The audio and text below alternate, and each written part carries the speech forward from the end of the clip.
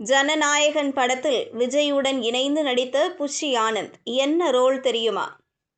வணக்கம் செய்தி புனல் நேயர்களே. இயக்குனர் ஹெச் வினோத் இயக்கத்தில் தளபதி விஜய் நடிப்பில் உருவாகி வரும் படம்தான் ஜனநாயகன்.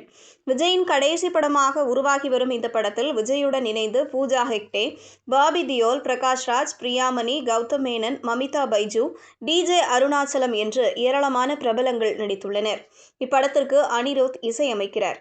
இப்படத்தை கேவிஎன் புரொடக்ஷன்ஸ் நிறுவனம் மிகப்பெரிய பொருட்செலவில் தயாரித்து வருகிறது.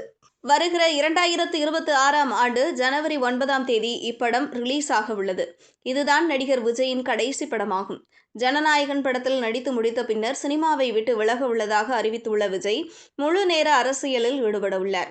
இதற்காக தமிழக வெற்றிக் கழகம் என்கிற அரசியல் கட்சியை தொடங்கியுள்ள விஜய் வருகிற 2026ஆம் ஆண்டு அக்கட்சி சார்பில் முதல்வர் வேட்பாளராக களமிறங்க உள்ளார்.